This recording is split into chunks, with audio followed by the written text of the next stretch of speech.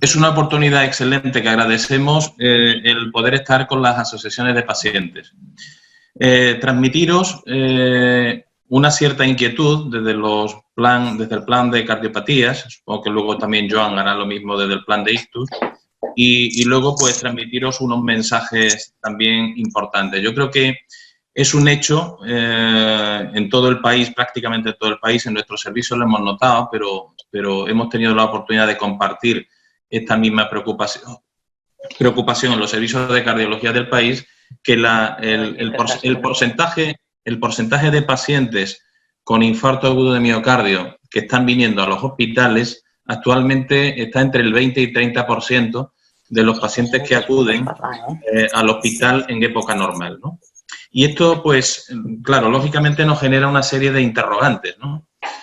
Porque, claro, la pandemia que nos asola, el virus en sí no es un factor que nos proteja del hecho de poder tener un problema cardíaco, un problema coronario. Luego, por lo tanto, creemos que en la base de el acudir menos los pacientes a los servicios de urgencias o demandar menos la atención está un poco basado en el miedo que nos asola a todos de protegernos contra la infección, ¿no? Esto es un hecho que hemos podido compartir con los principales servicios de cardiología del país. Las cifras de pacientes ingresados con infarto en el hospital, pues aproximadamente es como decía, un 20, un 30, un 40% de los pacientes que ingresan en épocas normales.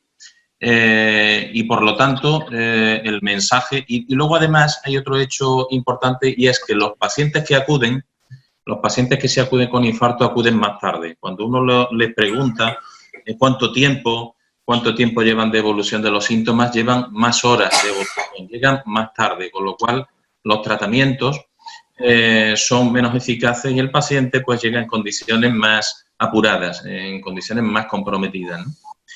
Entonces, bueno, compartiendo esto con Joan y con otros responsables, nos parecía muy importante transmitir que es el mensaje que queremos transmitir fundamental a las asociaciones de pacientes, es que incluso en la época actual, que el sistema de salud pues está, como tiene que ser, muy orientado a contener esta plaga que nos asola, sí queremos transmitir a las asociaciones y a través de sus representantes a todos los asociados que el sistema de salud sigue funcionando plenamente para atender a patologías como la cardíaca, como el infarto agudo de miocardio, como el ictus, que son patologías que están relacionadas o que implican una elevada mortalidad. Es decir, creemos que es muy importante difundir que este miedo que todos tenemos no es un motivo suficiente para cuando un paciente tiene un síntoma típico de infarto, como es el dolor torácico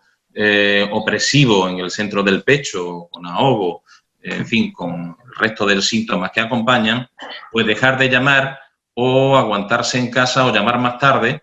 Lo oportuno es acudir y pedir ayuda, ¿no? Ya al otro lado del teléfono, a través del servicio de emergencias, del 061, en este caso pues hay un médico que procesa, discrimina y valora la oportunidad o no, el riesgo-beneficio de prestar una atención inmediata o de valorar los síntomas y en base a esa valoración y a esas preguntas que se hacen, ver la oportunidad o no de acudir al hospital, ¿no? Pero el principal mensaje es difundirles que el sistema de salud, los códigos de infarto, el código ictus, por supuesto, pues siguen a pleno rendimiento y siguen preparados para incluso en la época actual prestar la mejor atención que se puede prestar, como es desobstruir, en el caso del corazón, la arteria o el trombo que causa el infarto y hacerlo de forma inmediata. Hay circuitos perfectamente establecidos en los hospitales,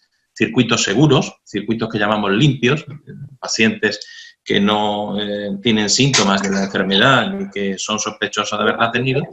Y también incluso para un paciente que haya podido tener contacto, pues también hay circuitos de poderlo atender inmediatamente. Entonces, bueno, este es el principal mensaje que queríamos difundir del Plan Integral de Cardiopatías. Y por no consumir más tiempo, pues ya, pues no sé si Joan, le darás paso a Joan Montaner desde el plan de ictus o entramos después a posteriori en un intercambio de puntos de vista con las asociaciones y con los pacientes? Perfecto, Rafa. Si te parece, habla Joan y luego abrimos una ronda de preguntas que puedan hacer las personas de las asociaciones, ¿vale? Si te parece, Joan, puedes contar un poco la situación del plan de ictus y los elementos alrededor del ictus que te parecen importantes. De acuerdo. Bueno, primero me uno al doctor Hidalgo a las felicitaciones por la iniciativa de la Escuela Andaluza de Salud Pública. El poder tener el contacto con vosotros, líderes de las asociaciones de pacientes, me parece fundamental en esta situación. Ojalá pudiéramos haber tenido este contacto si hubiéramos sabido esto que nos cuenta el doctor Hidalgo hace 3 semanas o 4 semanas, para que no hubiera pasado lo que nos ha pasado. Y es lo que él nos ha explicado muy bien. Este virus es tremendo, pero desde luego lo que no está haciendo es curar a la gente de tener un ictus o un infarto de miocardio, por desgracia. Lo que está haciendo es metiendo muchísimo miedo en la gente, y lo entendemos en principio, y hace que estemos viviendo una situación terrible, que estemos viendo como nuestras unidades de ictus o unidades de coronarias están vacías, algo que no habíamos visto jamás. Por tanto, hemos de ser ágiles y explicar claramente el mensaje que Rafa nos comentaba. Los hospitales, al menos nuestros hospitales en Andalucía, que posiblemente hemos tenido la suerte de no tener una incidencia tan brutal de la enfermedad por COVID-19 como otras áreas del mundo o incluso de España, están perfectamente preparadas para recibir a los pacientes que tengan un infarto de miocardio o un ictus. Nuestros médicos están esperando. Evidentemente hemos tomado medidas de protección, no están nuestros equipos de forma física allí todos porque ahora mismo no hace falta, pero estamos perfectamente preparados para esperar a estos pacientes. En el caso del ictus, que como sabéis es una enfermedad que también muy prevalente en Andalucía, primera causa de muerte en mujeres, hemos tenido la oportunidad de cuantificar exactamente estos datos y hemos visto cómo se ha producido una caída en la actividad del 25%. Se había producido un ascenso enorme de cómo la gente ante la mínima sospecha de un ictus llamaba al 061 y nos hemos puesto en niveles del año pasado. Ese incremento de llamadas ha dejado de ocurrir, es decir, la gente tiene miedo y está llamando menos. Otra cosa que hemos visto es que el 061, DECU, todas estas ambulancias, posiblemente por intentar proteger al paciente, a ellos mismos, en las primeras semanas, pues a lo mejor algunos síntomas leves recomendaban a la gente esperar en casa, a ver cómo evolucionaba. Creemos que no hay que hacer eso. Ante cualquier síntoma tenéis que venir al hospital. Los circuitos están claramente separados. Como ha dicho el doctor Hidalgo, no hay ningún riesgo de que el paciente por venir y entrar en estos circuitos se va a contagiar. Os puedo explicar el caso de la unidad de ictus, por ejemplo, incluso hay una habitación individual para hacer el tratamiento trombolítico en espera de tener el resultado de si un paciente puede ser o no puede ser estar infectado. Incluso no solo hacemos el TAC craneal para ver el ictus, sino que hacemos un TAC en el tórax para ver si hay alguna afectación en los pulmones por una posible infección, incluso en pacientes asintomáticos por COVID. Es decir, hemos extremado las precauciones y, por tanto, no tiene ningún sentido esperar en casa a ver si se me van a pasar los síntomas. Los síntomas no se pasan. Y en el caso del ictus, sabéis que a veces hay pequeños avisos, lo que llamamos ataques isquémicos transitorios, que no son más que la antesala de síntomas enormes. Rafa ha explicado muy bien qué pasa en un infarto. En mi caso, sabéis que cuando tienes un ictus, pues dejamos de hablar, nos duele la cabeza, perdemos la fuerza en media parte del cuerpo, la sensibilidad, o perdemos la visión también de media parte del campo visual. Por tanto, ante esos síntomas, aunque se recuperen en unos minutos, tenéis que aconsejar a toda la gente que conocéis que acuda a los hospitales. Por tanto, el mensaje tiene que ser claro. Nosotros, por desgracia, en los dos planes, tanto el de cardiopatías como el de ictus, tenemos muy poco tiempo para abrir la arteria del corazón o la arteria del cerebro que se ha tapado. 4 horas y media, 6 horas, varía un poco según las técnicas y la gravedad de la enfermedad, pero son unas pocas horas. Entonces, si os quedáis en casa esperando a ver si esto se pasa, no vamos a poder hacer nada cuando lleguéis, ¿no? Entendemos que en algunos, os hemos explicado la situación en los grandes hospitales, una cosa que hemos visto al analizar nuestros datos es que nosotros tenemos una red que llamamos del Teleictus a nivel de toda Andalucía, y desde el Macarena por las mañanas pues atendemos consultas de hospitales comarcales de toda Andalucía, y las consultas que veníamos recibiendo, que eran 12, 14 al día, se han reducido a algunos días ninguna o un par de consultas. Esto también es dramático. Entendemos que a lo mejor sí los hospitales pequeños pues tienen mucha más presión por lo que está ocurriendo con esta pandemia, ¿no? Pero estamos ahí, es decir, incluso estamos para atender y ayudar a estos hospitales pequeños. Es verdad que habéis leído en prensa que, bueno, muchos médicos, enfermeras, auxiliares, celadores de urgencias han tenido también esta enfermedad, y eso ha trastocado un poco algunos planes, pero también estamos intentando trabajar con nuestros compañeros de esos servicios de urgencias para que ellos también activen el código ictus, el código infarto, y que nada se pare. Eso es lo que es el mensaje, que nada se pare, que todo siga igual, ¿no? Ese sería también mi mensaje, igual que el de Rafa, para lo que es la fase aguda. Creo que luego también tendremos oportunidad de contar pues qué pasa con esos enfermos que ya lo han tenido, que están en casa, con esas medicaciones que lleváis, es decir, lo que sería ya más el enfermo crónico, subagudo, cómo manejarnos en casa. Sí, a mí me gustaría, para terminar esta parte, que tanto Rafael Hidalgo como Joan Montaner nos vuelvan a resumir los síntomas de ambas urgencias. Síntomas de una persona que puede estar teniendo un infarto y que debe de acudir a los servicios sanitarios. ¿Cuáles son esos síntomas, doctor Hidalgo? Sí, pues el síntoma predominante en los pacientes que tienen un síndrome coronario agudo, un infarto, pues fundamentalmente es un dolor precordial, un dolor en el centro del pecho, de características opresivas, que frecuentemente se irradia a los brazos, a un brazo o a dos, que se puede irradiar a la mandíbula, que en muchos casos se acompaña de una sudoración fría, de una sudoración profusa, abundante, y que puede estar acompañado o no de cuadros de náuseas, de vómitos o de dificultad respiratoria.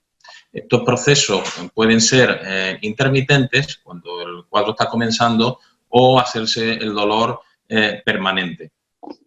Entonces, pues, ante la presentación de estos síntomas, de los dolores continuados y tal, pues lo que procede, no siempre se presentan todos los síntomas, es importante también tener ese dato, no siempre se presentan todos los síntomas a la vez, sino que dependiendo del perfil, de la situación clínica del paciente, de que sea diabético o no, a veces pues el dolor puede no ser tan típico y ser en el centro del pecho y opresivo, sino, bueno, es un dolor que el paciente tiene pero que habitualmente no tiene y no sabe lo que es. Yo creo que el mensaje es, ante la duda, estos son los síntomas más frecuentes, tal y como lo he contado, pero ante una duda razonable del paciente que no sabe lo que le está pasando, pero le está pasando algo que no tiene habitualmente y que fundamentalmente son esas molestias que he contado, pues lo oportuno, lo que procede es pedir ayuda, y tenemos un magnífico canal de ayuda, que es, bueno, pues los servicios de emergencias en primera instancia, el 061, que tiene una central que atiende y discrimina de una manera muy objetiva y muy acertada qué es importante y qué es no, y que en el caso de que se entienda en base a las preguntas y al perfil clínico del paciente, al programa corazón, muchos de los pacientes que llaman ya tienen un historial al que el 061 accede rápidamente, ¿no? Pues en base a todo eso se clasifica la prioridad y se atiende y se manda un recurso inmediato o no, o se recomienda que consulte con su cardiólogo, en fin. Yo creo que estos son los síntomas y estos son los canales de comunicación, pero ante la duda, desde luego, no quedarse esperando a ver si se pasa solo. Ante la duda, ante estos síntomas que ha relatado, llamar al 061. Esa es la indicación, llamar al 061. Eso es. Vale, muchas gracias. Doctor Montaner, síntomas que nos pueden hacer sospechar que está sucediendo un ictus. En el caso del ictus, los síntomas o signos que nos tienen que alarmar se producen de forma aguda, súbita, de golpe. Eso es muy importante, ¿vale? De forma súbita, de golpe, de repente dejamos de hablar, no nos salen las palabras o nos salen de una forma farfullosa, ¿eh? No hablamos bien. O de golpe perdemos la fuerza de una parte del cuerpo, de un brazo, de una pierna. O ese brazo, esa pierna o la parte de la cara se quedan sin sensibilidad, ¿de acuerdo? Por tanto, dejamos de hablar, perdemos fuerza de medio cuerpo, perdemos la sensibilidad de medio cuerpo, tenemos un dolor de cabeza muy súbito o tenemos la impresión de que estamos dejando de ver también de media parte del campo visual.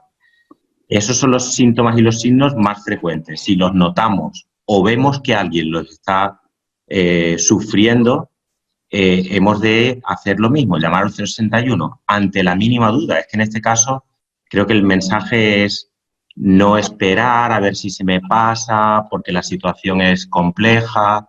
No, hay que consultar, porque a veces además, como también nos han explicado en cardiología, es que se pasan porque la arteria o no está cerrada del todo o se resuelve y vuelve a pasar otra vez.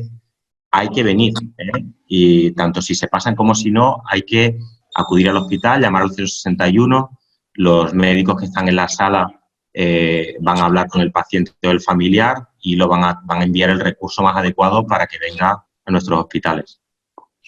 Pues muchas gracias. Esta era una de las dudas que en el grupo la semana pasada había, si el 061 en estos momentos también estaba para estas cosas. El 061 está para discriminar si hay que acudir a un hospital o no quedarse con la duda, no se puede esperar y no hay ningún riesgo de contagiarse por coronavirus si uno va a un hospital porque esté teniendo un infarto o un ictus. Los hospitales están preparados y han preparado circuitos específicos para que los pacientes que tienen que ser atendidos porque están teniendo un infarto o un ictus, para que sean atendidos con toda la seguridad y sin riesgo de contagio. Este es un mensaje muy importante y Exacto. Una de las dudas que tenían las personas que nos acompañaron. Yo sí querría puntualizar una cosa para que también la población, las asociaciones, los pacientes entiendan que evidentemente no estamos minimizando la situación tan tremenda que estamos viviendo. Pensar que solo en el nodo de Sevilla y Huelva, donde nosotros tenemos centralizados todos los enfermos que vienen para trombectomía, para sacarles el trombo cuando tienen un ictus, los colegas de EPES nos comentaban que en los primeros 15 días del estado de alarma se habían recibido casi 1 millón de llamadas al 061. Imaginaros que, por tanto, trabajar con ese volumen de llamadas realmente es complejo, pero lo han sabido hacer y ahora que está disminuyendo ya la urgencia, por este motivo, mucho más preparado está el sistema para poder seguir dando atención. Es decir, creo que han hecho un trabajo excelente y, como decía Rafa, hay circuitos paralelos, por tanto, tenemos que seguir utilizando el sistema sanitario de la misma forma. Y una cuestión para los dos. En el caso de que llamo al 061 y comunica, llamo varias veces y no logro contactar con el 061, ¿cuál sería qué tendría que hacer ante esta situación? Sí, bueno, si uno tiene los síntomas y el supuesto que comenta Joan, que hay un colapso de la centralita y no consigues por este de volumen de llamadas, pues lo ideal es en cualquier caso acudir al centro hospitalario o poner en contacto con el centro de atención primaria, pero acudir a un profesional que pueda discriminar eso, ¿sabes? No quedarse la resolución de la imposibilidad de poder contactar con el 061 no puede ser quedarse en casa, ¿sabes? Naturalmente que si uno tiene, si uno tiene un dolor en el pecho y tal, desde luego no, como cuestión general, no venir conduciendo el coche él mismo hasta la urgencia, ¿no? Pero, bueno, traído por alguien, pidiendo ayuda a alguien, a un familiar que se ponga en contacto con el centro de salud o que acuda directamente a las urgencias del hospital, ¿sabes? Yo creo que es el mensaje, acudir a un profesional que le pueda prestar ayuda. centro médico. Yo también creo que el mensaje sería el mismo. Creo que si estos síntomas que hemos explicado para infarto de miocardio, para ictus, son clarísimos, ante la duda o el no poder contactar de forma inmediata con estos teléfonos de ayuda, venir al hospital, clarísimamente. Es cierto que los colegas de medicina primaria, las urgencias de atención primaria, tienen también menos volumen de trabajo y han habilitado teléfonos y parece que está siendo muy fluida la comunicación con los centros de salud cuando hay urgencias y son, por tanto, otra vía en caso de que realmente la sintomatología sea muy, muy dudosa. Puede ser también una buena alternativa contactar con las urgencias del centro de salud porque somos conscientes de que están dando una buena respuesta. El volumen ha bajado mucho y, por tanto, están pudiendo responder de forma muy ágil a todas las consultas telefónicas de su área de referencia. Pero, ante cualquier duda, venir al hospital, sí, no se puede perder tiempo. Perfecto. Sí, bueno, pues ahora es el momento, vamos a dar la palabra a todas las personas que nos acompañan. En el grupo y en las asociaciones que están haciendo un papel muy importante de informadores de sus socios, había dudas respecto a la consideración como grupo de riesgo.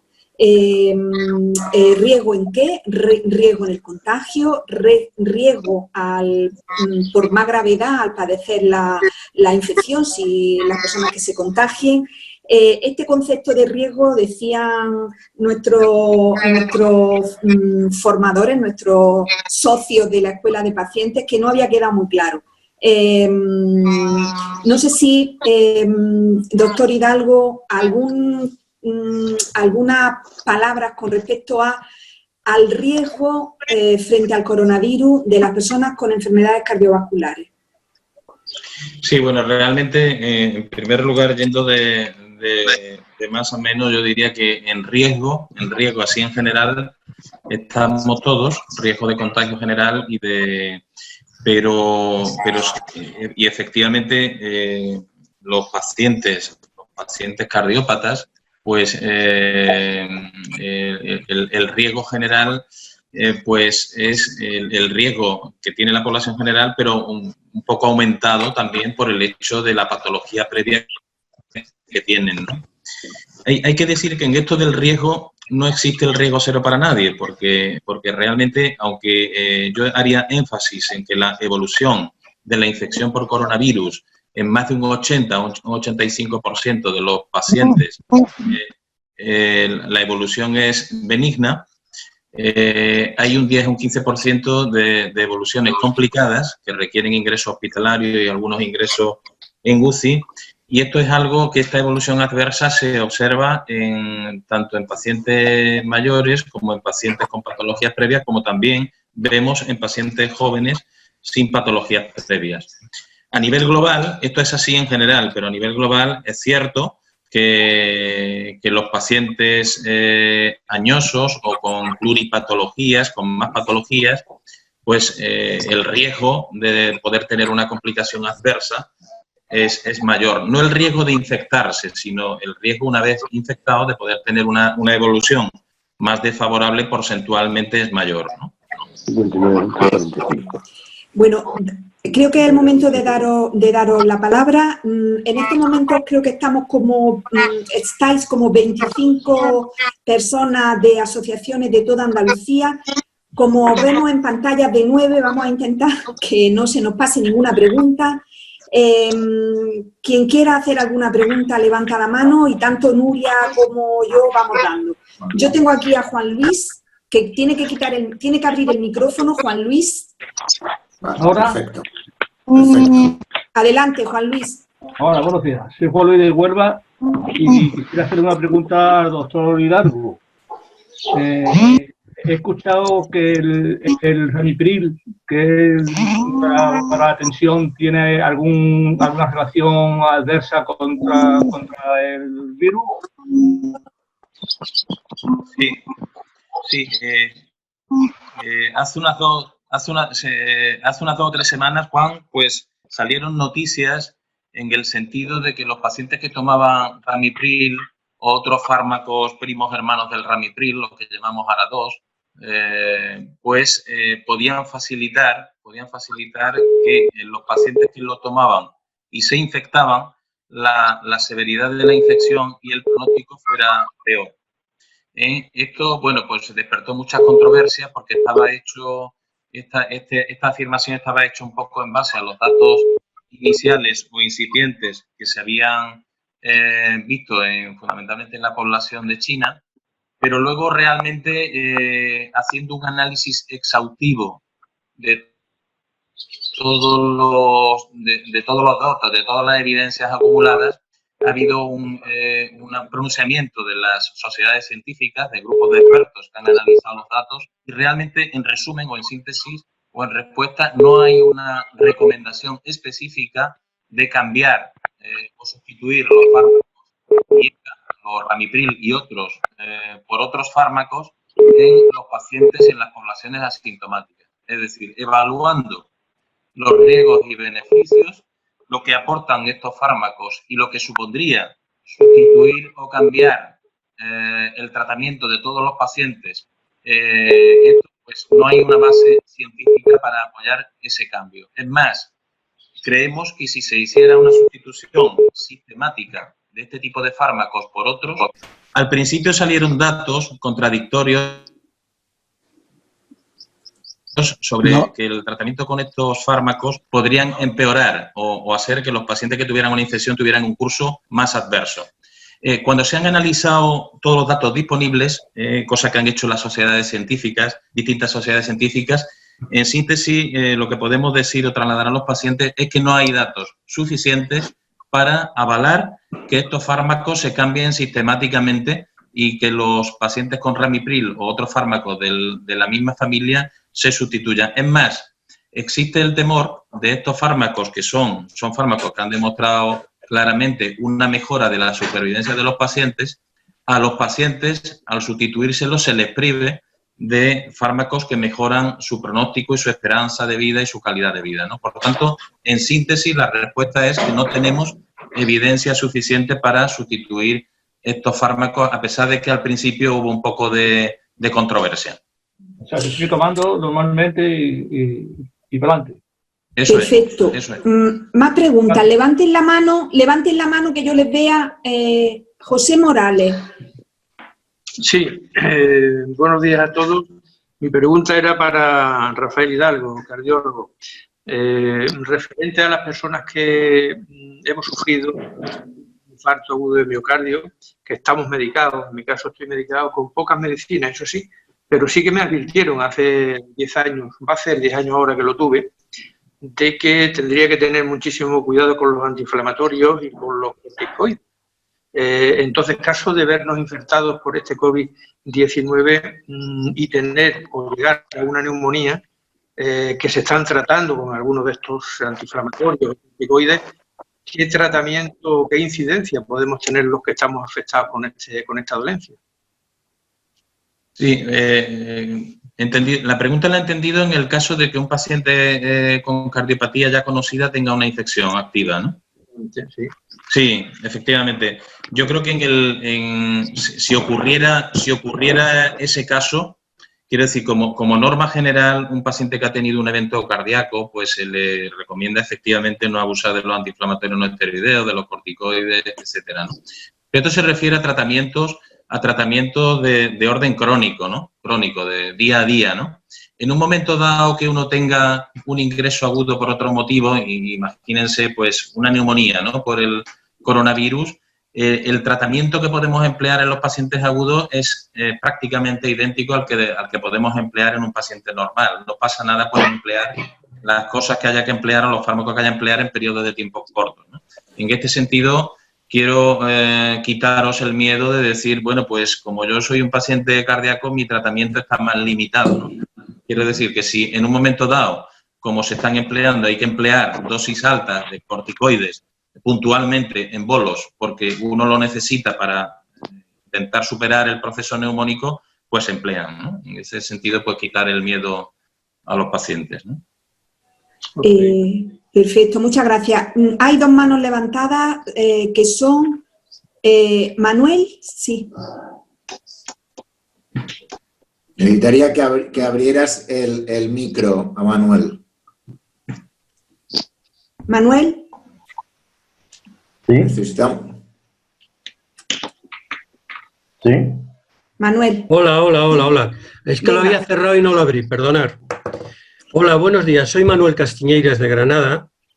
Yo me quiero dirigir un poquito primero al neurólogo, ¿no? A Joan Montaner, y comentarle lo que me acaba de pasar hace 3 días con respecto al 061.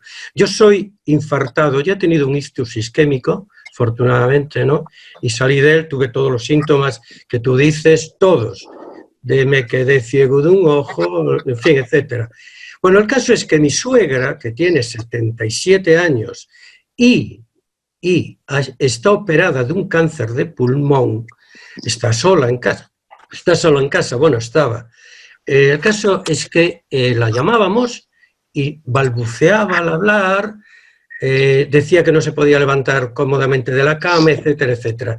Y vinieron a buscar a mi suegra. Vamos, se la llevaron corriendo porque hoy está ingresada en el Hospital Clínico de Granada con coronavirus. Eso es el problema que tenemos. Y esto el otro día, en la reunión que tuvimos aquí de videoconferencia, nos dijeron que aportáramos detalles sobre el funcionamiento. Yo le doy una idea, yo entiendo que los médicos, enfermeros, técnicos, etcétera, etcétera, todo el personal sanitario está muy sobresaturado, pero no se puede hacer eso. Es lo que yo entiendo y le pregunto, ¿qué hago yo en este caso? Si no tengo conocimientos, los que tengo yo y los que tiene mi mujer. Estoy, Manuel, absolutamente de acuerdo con lo que planteas. Ya te digo, no quiero entrar en detalles técnicos, pero hemos hecho un análisis de lo que estamos viendo. O sea, en toda la cadena de atención al ictus empieza desde que el paciente avisa, como tú bien nos cuentas, con vuestra familiar, hasta que el 061 va, recibe la llamada, envía un recurso, viene la ambulancia, lo vemos nosotros en urgencias, llaman al neurólogo. Es toda una cadena, ¿vale? La cadena de supervivencia del ictus. Y cada pieza es muy importante. Entonces, en el análisis que hemos hecho, lo que vemos es que en esta cadena, que se ha roto y lo queremos reportar así claramente, porque a lo mejor hemos llegado tarde a esta crisis sanitaria, pero no queremos que esto vuelva a pasar si tiene que pasar otra vez dentro de unos meses, si algunos países todavía tienen más agilidad que el nuestro para acometer esto de una forma más inteligente. Pues lo que hemos visto es, uno, hay miedo en la población que no está llamando y eso contribuye en un porcentaje y los mensajes de hoy tienen que ir a lo que vamos, lo que está diciendo el cardiólogo y el neurólogo. Hay que llamar. Pero luego otra parte, y yo creo que lo he explicado también en mi intervención primera, creo que las emergencias sanitarias, quizás por la saturación de los primeros días o por caída en efectivos del personal sanitario, están haciendo un filtro excesivamente estricto para que algunas cosas vengan a los hospitales. Y también estamos pidiendo, desde la consejería, de estas reuniones, en charlas con nuestros colegas de los servicios de emergencias sanitarias, que ese filtro no sea tan excesivo porque se nos pueden estar escapando cosas como la que decías. Por tanto, ha sido un proceso de autoaprendizaje. Conocemos casos como los que dices, evidentemente. Conocemos gente que se está muriendo en su casa por estas enfermedades. Como decía Rafa, se están reportando casos de infarto de miocardio con rupturas cardíacas, cosas que hacía años que no veíamos porque la gente espera o no se la trae a los hospitales y eso no puede ser. Y una parte de la responsabilidad o de lo que podemos contribuir viene por parte de los pacientes y otra parte por ese filtro intermedio del 061 de los sanitarios que tienen que estar actuando igual que antes de la crisis sanitaria, evidentemente. Creo que había alguna mano levantada. Miguel de Granada, para hacerme una idea, Miguel de Granada, Esther, vale. Miguel y Esther, aprovechemos estos 10 minutos, 15 que nos quedan con el doctor Hidalgo y el doctor Montaner. Es una oportunidad para preguntar dudas sobre los cuidados, como sobre los cuidados en esta época de confinamiento. Aprovechamos estos 10 minutitos finales. Sí, Miguel. Sí, buenos días. Soy Miguel Rodríguez de Granada. Yo quería, aparte efectivamente de que dentro de los cuidados quizás necesitásemos más información, pero nos defendemos. En el caso de lo que el doctor Hidalgo, comentaba de que hasta un 20% y un 30% es lo que está llegando. Yo creo que lo que ha pasado es que, primero, los socios de nuestras asociaciones, las personas socias de nuestras asociaciones, tenemos un nivel de edad ya alto. Estamos, nuestro principal fuente de información y a donde nos dirigimos directamente de principio es la atención primaria, que por una parte, además de están cerrados algunos centros, la mayoría de los centros de salud pequeños están cerrados, por lo menos en Granada. Entonces tiene el teléfono del médico. La posibilidad de hablar con él es diferente, es escasa. Pero las recomendaciones que han emanado de una forma que calan es ojo con el riesgo que tiene. Tenemos riesgo añadido pues por otras patologías que la mayoría tenemos. Entonces, por el hospital ni asomes. Esas son cosas que se dicen y que evidentemente después el miedo es libre, ¿no? Yo evidentemente agradecería que de cara a la difusión hacia nuestros socios, evidentemente vamos a plantear lo que aquí se está comentando hoy y por supuesto si hay alguna recomendación especial en cuanto a cuidados y autocuidado sobre todo, pues que nos lo dijeran si es posible. Muchas gracias, Miguel.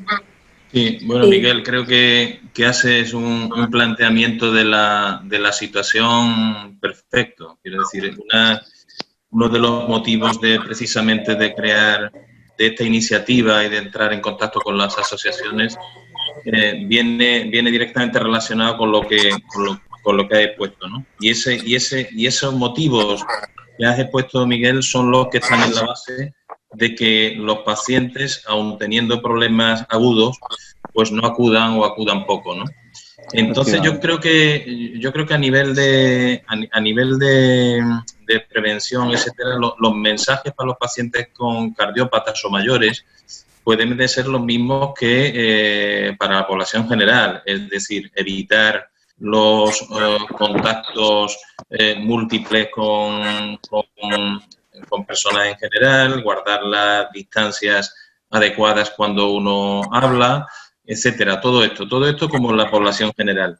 Pero sí que nos parecía muy importante y probablemente haya calado mucho esa parte del mensaje, es decir, por el hospital ni acudas, o puede que haya calado de alguna forma eso en la población general, en los mayores y en los pacientes con patologías previas, pero precisamente eso es lo que queremos un poco combatir, entre comillas, ¿no? Realmente ni Joan ni yo queremos entrar en colisión con los mensajes en general que se difunden de, pues minimizar o disminuir en lo posible el acudir a los centros hospitalarios, etcétera, ¿no? Para disminuir el riesgo de contagio. Es una norma general, pero lo que sí queremos al mismo tiempo que reforzar ese mensaje, sí queremos decir que el paciente mayor, por el hecho de ser mayor, o el paciente cardiópata o el paciente neurológico, por el hecho de tener esas patologías, cuando tienen problemas agudos, sí o sí tienen que pedir ayuda o acudir. Esto sí que es un hecho claro. Los hospitales, aunque sea un poco redundar en lo que hemos dicho, tienen circuitos específicos, funcionantes y circuitos que llamamos limpios, es decir, que si un paciente no tiene síntomas de nada, ni ha tenido contacto con un paciente con coronavirus y llega al hospital, tiene un circuito limpio de atención en el cual el riesgo de contagiarse es prácticamente ninguno. Riesgo ninguno, no existe casi nada en la vida, ¿no? Pero sí queremos transmitir que los pacientes deben de sentirse seguros y el hecho de ser mayor o tener una patología previa no significa que no venga al hospital si tiene un problema de salud, ¿no? Este mensaje es un poco el que queremos con esta iniciativa, con este encuentro con las asociaciones, combatir. Porque lo que no puede ser es que el paciente tengamos daños irreparables, quiere decir, los problemas de salud derivados de las patologías agudas cardíacas y neurológicas, los problemas de morbi y mortalidad son altos si no los tratamos a tiempo, ¿no? Y muchas veces puede ser que estemos intentando minimizar un riesgo de infección, que es poco en un circuito adecuado, y sin embargo estemos magnificando un riesgo de una evolución adversa o un daño irreparable en el caso de tener un evento cardíaco agudo o neurológico. Yo creo que sí se ha avanzado mucho y realmente era un poco aterrador este mensaje que probablemente es el que se ha transmitido o que no se ha discriminado bien. Yo voy de vez en cuando a ver a mis padres, mi padre tiene 85 años y es tremendo, ¿no? La sensación de casi de orfandad que puede tener un paciente mayor si no discrimina un poco más los mensajes que recibe por televisión, ¿no? Porque realmente, como ha dicho Miguel, el mensaje con el que se queda la persona es no salgas de tu casa porque como salgas es tremendo, ¿no? Con más de 80 años, yo creo que me ha parecido muy, muy, muy positivo el mensaje que también se ha difundido o que se ha procesado a raíz de algunas informaciones que decían que con más de 80 años ya en la UBI no se podía entrar. Esto ha sido también demoledor. Bueno, pues afortunadamente en las sociedades de ética, etcétera, pues han dicho que esto depende de cada caso en concreto, ¿no? De las probabilidades, no es una cosa que dependa de la edad ni de las patologías previas, sino que depende de las posibilidades que tenga una persona de supervivencia o de salir adelante cuando se le presta la asistencia adecuada, ¿no? Yo creo que en esto el sistema de salud también está evolucionando mucho, pero en definitiva, Miguel, los cuidados de prevención para un paciente mayor o con patologías similares y que cuando tenga un problema agudo pida ayuda porque hay circuitos preparados para poderlo atender de forma eficaz y con un riesgo de infección mínimo. Muchas gracias. Perdón, Miguel, hay 3 palabras más. Tenemos 5 minutos últimos. Bien. Si nos da tiempo, hacemos otra ronda. Esther, quería preguntar. Buenos días. Hola, buenos días. Mi pregunta no va tan relacionada con los cuidados, pero sí es un tema que está afectando por esta situación a muchísimos pacientes, ¿vale? Que son los que están con tratamientos anticoagulantes. Tenemos constancia de la asociación que en algunas comunidades autónomas como Madrid y Murcia, no recuerdo mal, están tomando algunas medidas para evitar el riesgo de transmisión al que se exponen estos pacientes al tener que acudir a hacerse los controles de INR, ¿no? tan frecuentes. Entonces, bueno, nos comentan que en aquellos con fibrilación auricular o tromboembolismo venoso se les está pasando los nuevos anticoagulantes que no requieren de estos controles, sobre todo los que están mal controlados o con algunas mayores complicaciones. No sé si tenéis constancia de que en Andalucía se vayan a tomar algún tipo de medidas de este tipo. Sí, bueno, no sé si Joan ahora querrá profundizar en esto, pero sí, efectivamente, desde la Consejería de Salud de la Junta también se han habilitado mecanismos para facilitar o minimizar en lo posible la necesidad de controles periódicos con anticoagulantes clásicos y facilitando sobre todo también las renovaciones de pacientes o de pacientes que necesitan tomar anticoagulantes orales o facilitando el paso de alguna forma a los pacientes que por imposibilidad, por ejemplo, de hacer controles de INR con anticoagulantes clásicos, porque requieren visitas periódicas y tal, y es algo que queremos minimizar, pues facilitar este paso. Yo creo que esta directriz ya se ha dado desde la Dirección General de Productos Farmacéuticos y los centros, los médicos de atención primaria tienen esta información y también los especialistas, con lo cual podéis transmitir que esta información existe ya también en Andalucía y que a través de vuestros médicos de cabecera o especialistas correspondientes os pueden dar más datos concretos. Yo por hablar también de esto, yo no del caso concreto de los anticoagulantes, pero yo creo que esta crisis, si nos está enseñando algo, es que hemos de ser muy imaginativos con problemas que no éramos conscientes de que podían ocurrir. Creo que también enlaza con la pregunta anterior de los autocuidados, ¿no? Y pensemos, ¿cuánto va a durar esta crisis? Estamos hablando de la fase aguda, el mensaje casi desesperado de si tenéis síntomas de infarto y tus venir. Pero ¿qué va a pasar cuando estas personas mayores tengan que estar a lo mejor algunos meses en casa? Yo creo que lo que nos enseña esta crisis, uno, es que la comunicación no estamos preparados para un intercambio de comunicación como la que necesitamos ahora con los pacientes y sus familiares en sus casas y hemos de buscar vías de comunicación nuevas y que seguramente la forma convencional de visitar al paciente que venía a consultas, hablaba con nosotros, cada X tiempo, también tiene que cambiar. Y eso a lo mejor va a ser una de las oportunidades que salga de esta crisis. Quizás tiene mucho más sentido que en vez de veros una vez al año, 10 minutos, de forma rápida en consultas, estemos en contacto con vosotros, con las nuevas tecnologías, de una forma mucho más continua e intercambiando mucha más información. Yo creo que esa va a ser la gran oportunidad que surja de esta crisis tan tremenda, ¿no? Que tenemos que cambiar la forma en que nos relacionamos con los pacientes en las fases subagudas y crónicas y que pueda ser algo mucho más bidireccional, en que nos preguntéis cosas, os informemos. Todo esto que estamos haciendo tan tarde, si hubiéramos tenido, yo qué sé, el WhatsApp de todos los ictus de Sevilla, pues es que al cabo de una hora podría haber enviado este mensaje y no habríamos perdido mucho tiempo y muchas vidas. Por tanto, tenemos que estar preparados para un cambio radical en la forma en que nos comunicamos con vosotros y nos relacionamos en consultas. Miguel, José desde dos hermanas también quería... Sí, José. Sí, hola, buenos días. Buenos días. Preguntarle al doctor Hidalgo que hizo una referencia al Ramipril. Ha hecho una referencia y yo me lo quitaron y me pusieron lo que es losartán. No sé si a eso tiene que ver algo o no con la referencia que él hizo el doctor. Sí, bueno, realmente en su caso no sé cuál sería el fundamento del cambio, porque la alarma esta inicial que salió antes de analizar en profundidad los datos era relativa al fármaco que tomaba primero, pero también extensiva a otro grupo de fármacos como los losartán, que son como primos hermanos de los otros, ¿no? Son del mismo grupo farmacéutico, ¿no? Entonces, bueno, la alarma inicial venía tanto a los Ramipril, Enalapril, Captopril, como a los losartán, Candesartán, etcétera, ¿no? Este grupo de fármacos en su conjunto, los dos son los que recibieron un análisis a posteriori y los datos hasta ahora que tenemos disponibles son los que, bueno, de momento no avalan un cambio sistemático de la terapéutica, ¿sabes? O sea que tanto con el fármaco que tomaba antes como con el que toma ahora, con la evidencia y con los datos que tenemos hasta ahora, se puede decir que puede estar tranquilo. Miguel Fernández. Sí, Miguel Fernández también había levantado la mano. Creo que va a ser la última pregunta. ¿Se me oye? Sí, perfectamente, sí. Miguel. Sí.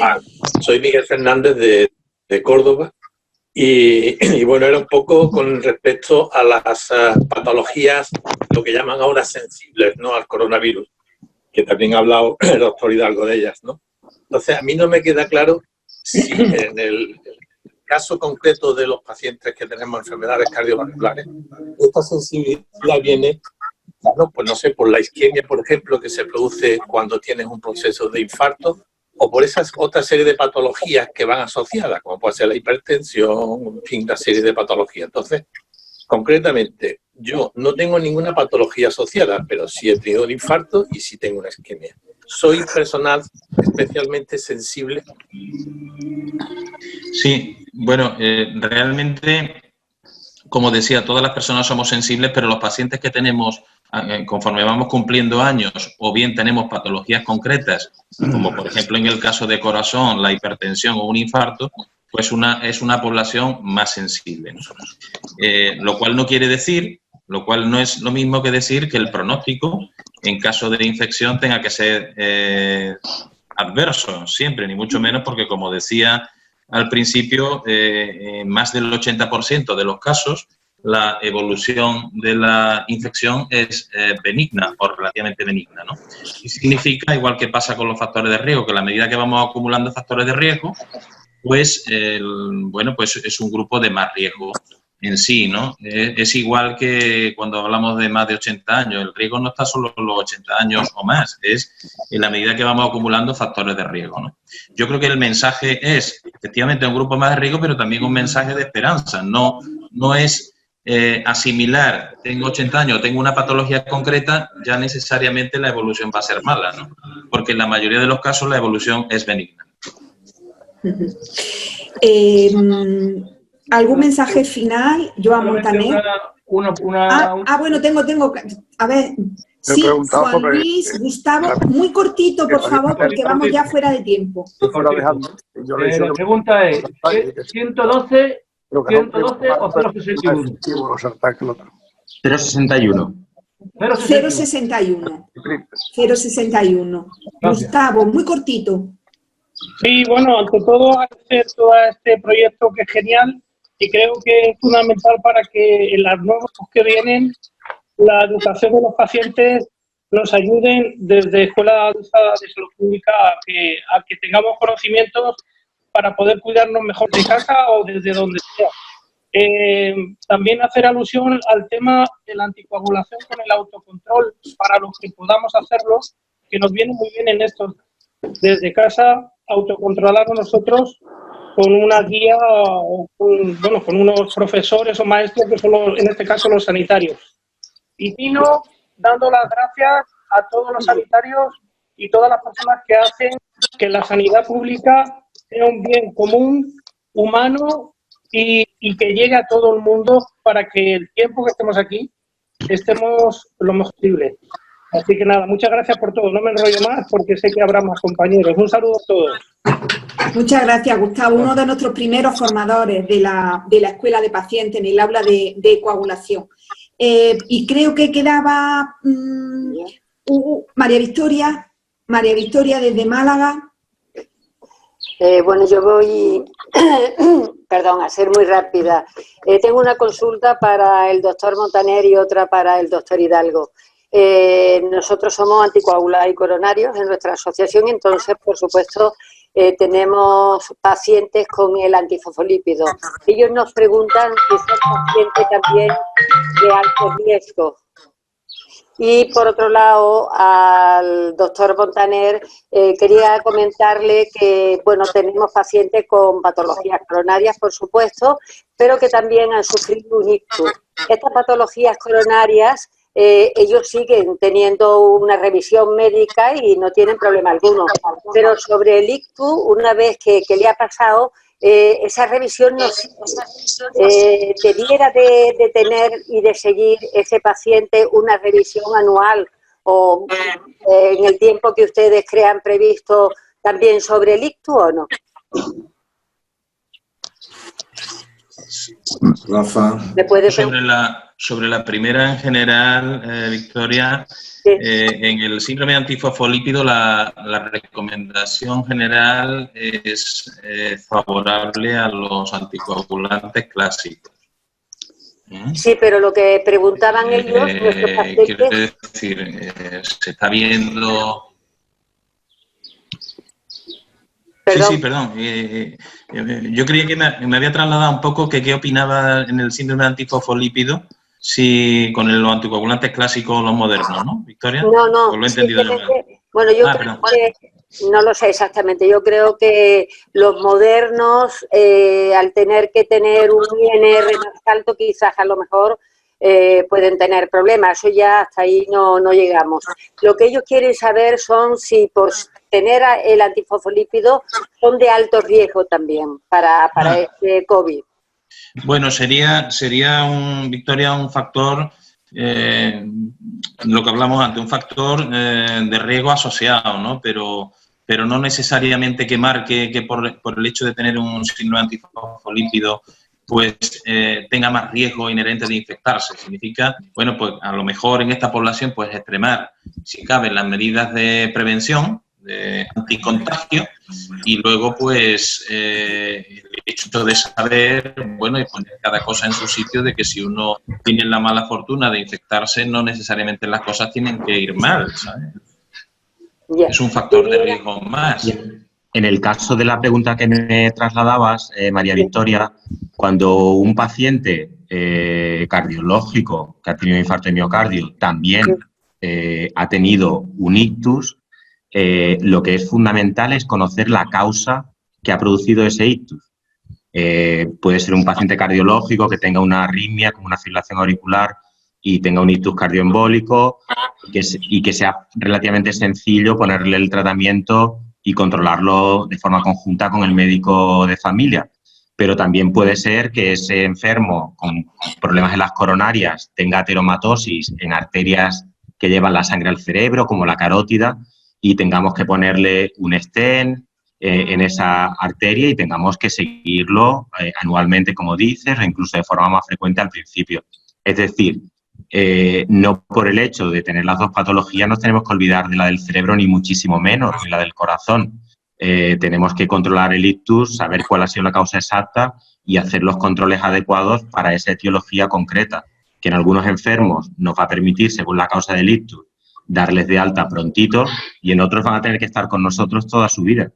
Claro, eso es lo que nos hace llegar los pacientes, que hay pacientes que con cardiopatía han tenido el ictus, como he dicho anteriormente, y han seguido con sus cardiólogos, por supuesto, pero luego después no han tenido revisión de ictus, entonces, claro, están preocupados. Deberían tenerla, tienes razón. Muy rápido, perdón. Simplemente el hecho de ser un cardiópata, de tener una patología coronaria y tener el virus, ¿tendríamos que ser enviados directamente al hospital o que puede, como dice, estar en casa? Sí, bueno, para esto, para discriminar cada caso, Victoria, es cierto que ser cardiópata y tener la infección añadiría un riesgo adicional, pero la discriminación de cada caso concreto, yo creo que a través de bien, porque el paciente acuda al hospital, o bien a través de Salud Responde, se discrimina bien. Es decir, la cuestión no es el paciente que es positivo. El paciente que es positivo debe de tener una evaluación previa por un profesional, por un médico, bien del centro de salud o bien por el hospital. Y en base a ese paciente positivo, aparte de las medidas de prevención que hay que tomar de anticontagio con su entorno, etcétera, pues ahí se hace una evaluación precisa de su situación clínica en ese momento, ¿no? Si la radiografía está bien, si no está bien, si respira bien, si no respira bien, cómo es su analítica. Tenemos marcadores a través de las analíticas convencionales para saber si un paciente puede tener más riesgo o menos, ¿no? Y es después de este proceso y no antes cuando se toma la decisión de si el paciente puede ser susceptible de tener una observación domiciliaria o, por prevención, debe de estar en un área de observación hospitalaria. Quedan dos preguntas, dos manos levantadas. Perdón, María Victoria, hay dos personas que quieren intervenir, tenemos que ir cerrando.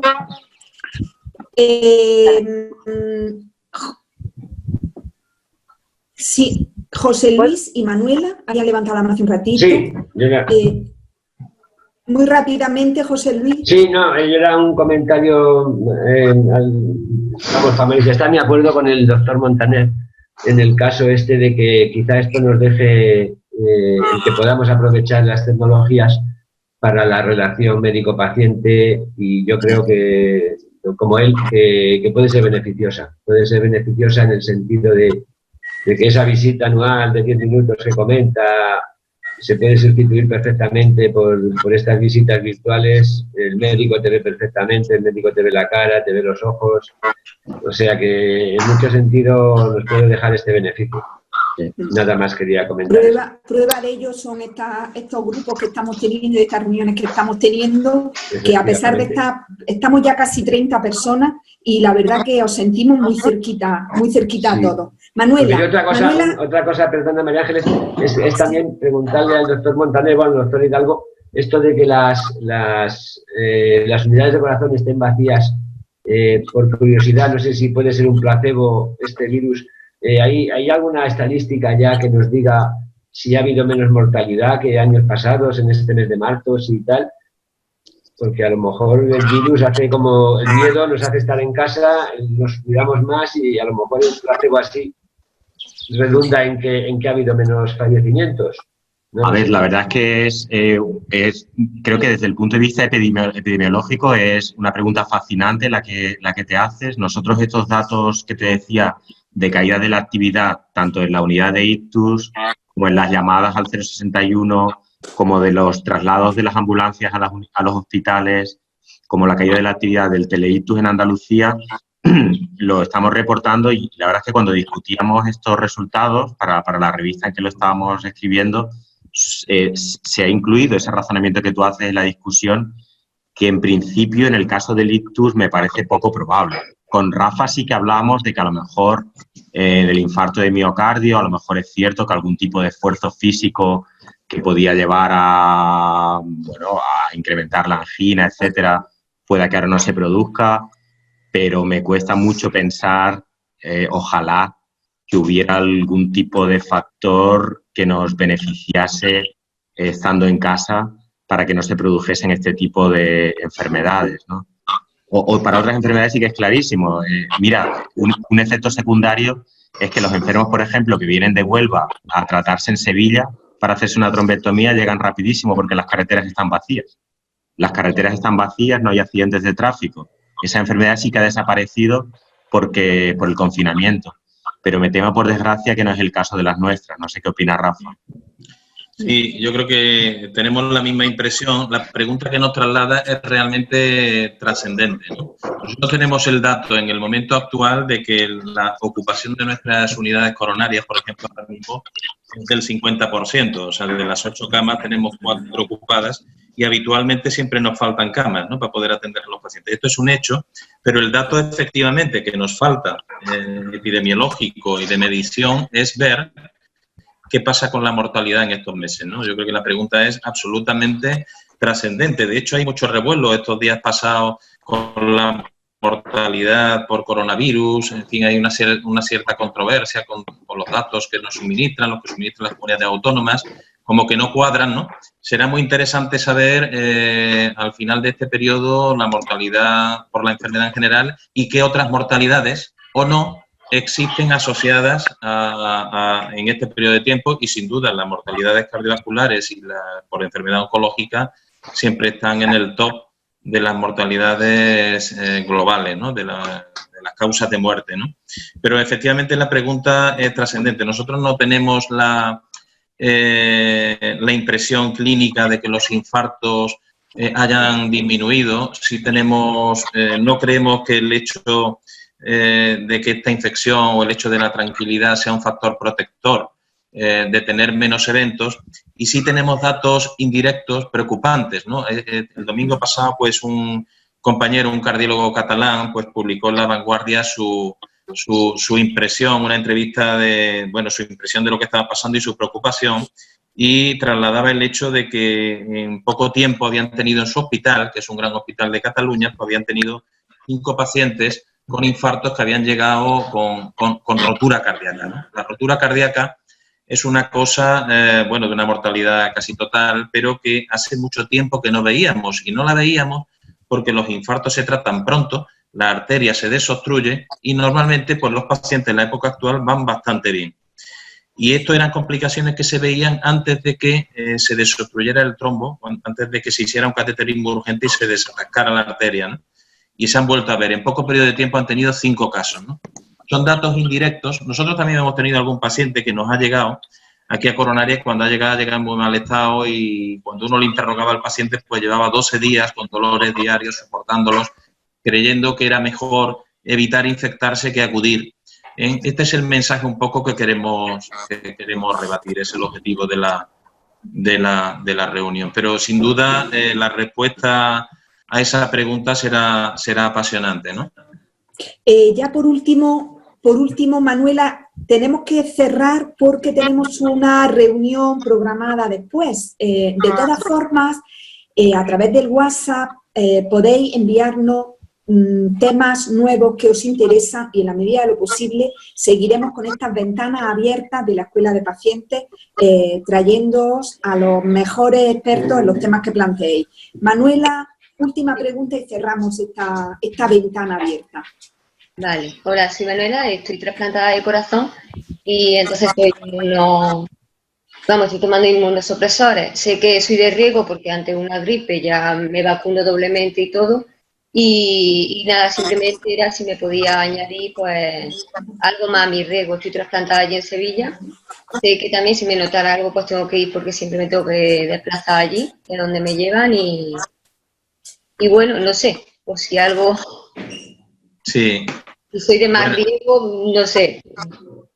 Bueno, evidentemente el hecho de tomar inmunosupresores añade un riesgo adicional, pero yo como recomendación general, en fin, transmitir también tranquilidad, creo que es muy importante, porque si no, la angustia está permanente de que va a venir, parece como que el germen va a venir a por uno, ¿no? Yo creo que transmitir tranquilidad primero y extremar las medidas de precaución, las medidas anticontagio, extremarlas, ¿no? Ser especialmente cuidadoso con todo eso. No hemos entrado en el uso de las mascarillas, probablemente, aunque no hay una recomendación específica, ¿no?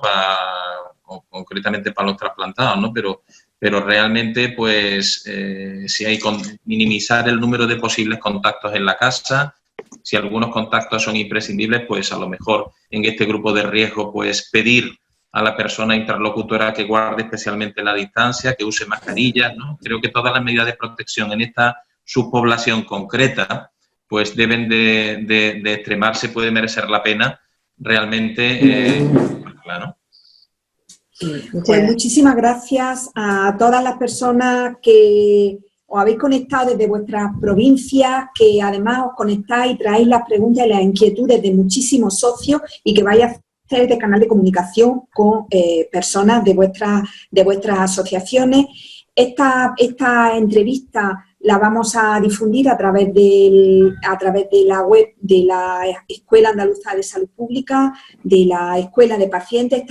Estará a disposición también de las redes que utilice la Consejería y los planes integrales, también a disposición de vuestras asociaciones para que la podáis difundir.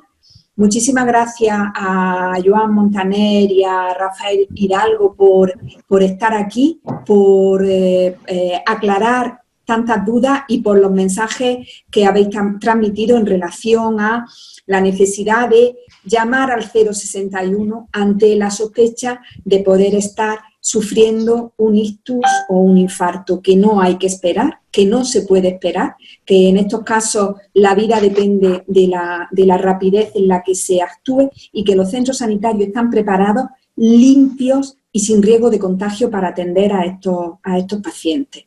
No sé, Joan, si quieres... Muchísimas gracias a todo el mundo por haber estado y esperemos que los mensajes que nos han dado tanto Rafael Hidalgo como Joan Montaner sirvan para haber dado las claves que puedan ser de ayuda tanto para las personas que han estado como para las personas asociadas.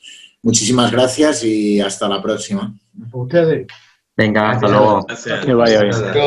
Muchas gracias a todos. Gracias. Gracias, Nuria.